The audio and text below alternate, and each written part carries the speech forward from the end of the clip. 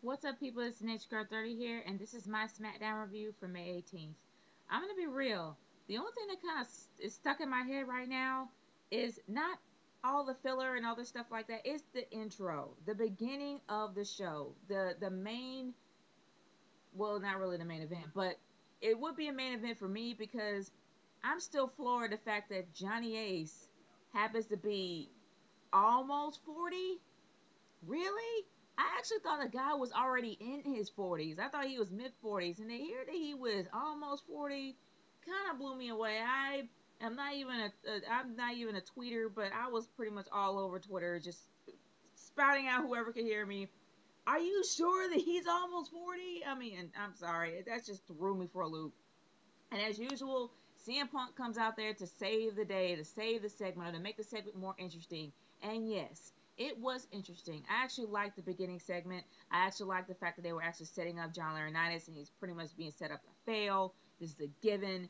And I really did like the way the whole thing was set up, the way it was. And John Laurinaitis came from being apologetic to asking for forgiveness, and then to completely telling the completely kissing off the entire WWE universe, telling the entire WWE universe just to kiss his behind and he'll go on his little merry way. And I think that's pretty hilarious. But all in all, we all know that John Laurinaitis is going to be set up to fail. And I'm actually going to do predictions probably a little early because I don't think I'm going to have time to do it this Saturday.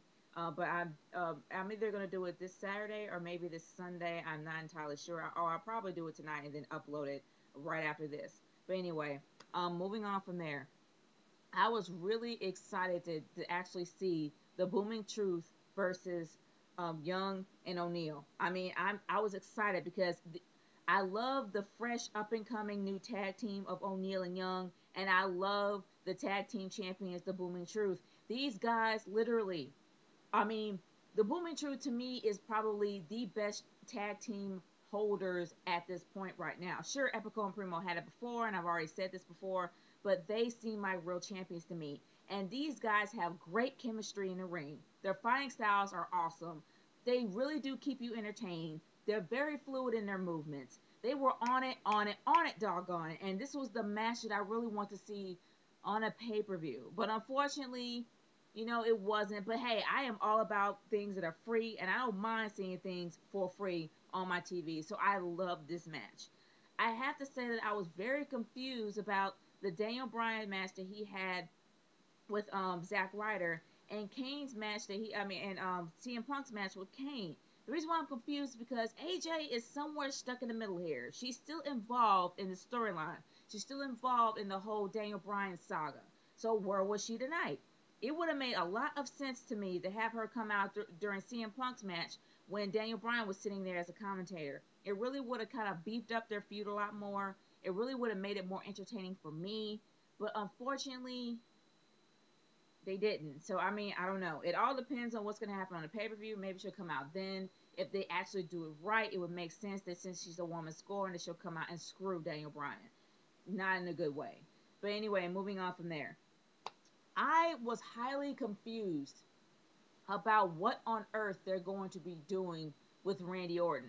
Now, what I mean by that is when you actually had the backstage segment with him and Sheamus, and when they were all talking to Matt Striker, you honestly believed that okay, he was gonna at first before he started talking, you thought okay, he's starting to go heel, and you started to get excited.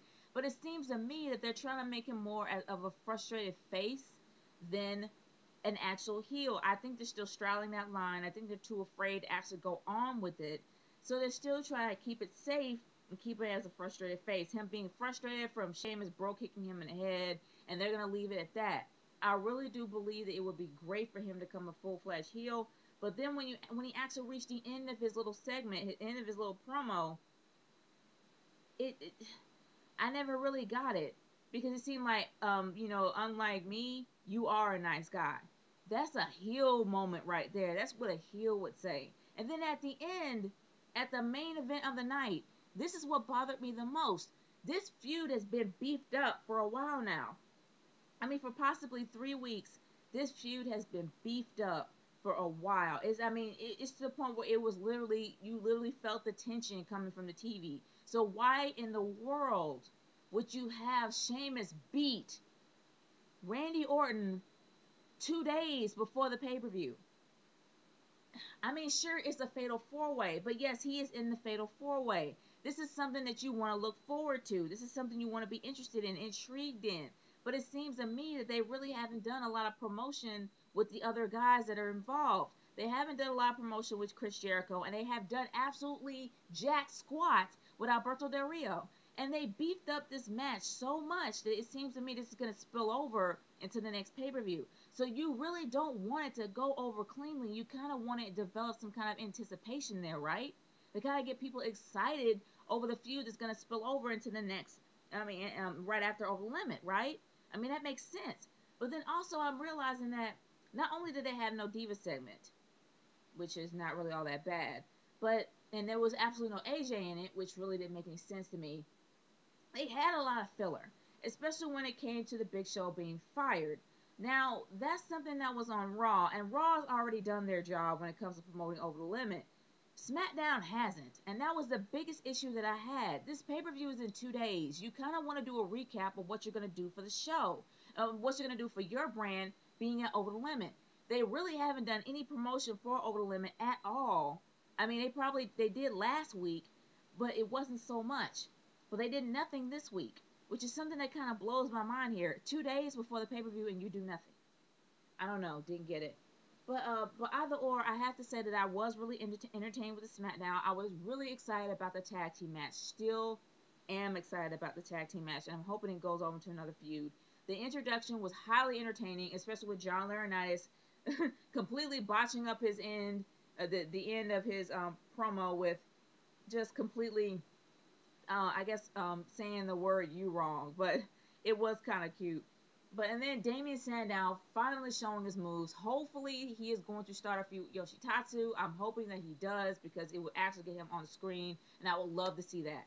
But all in all, they did nothing for the pay-per-view, and it's 2 days away. They didn't have any AJ to fit in the storyline with Daniel Bryan. So I have to say I'm going to give it a B-.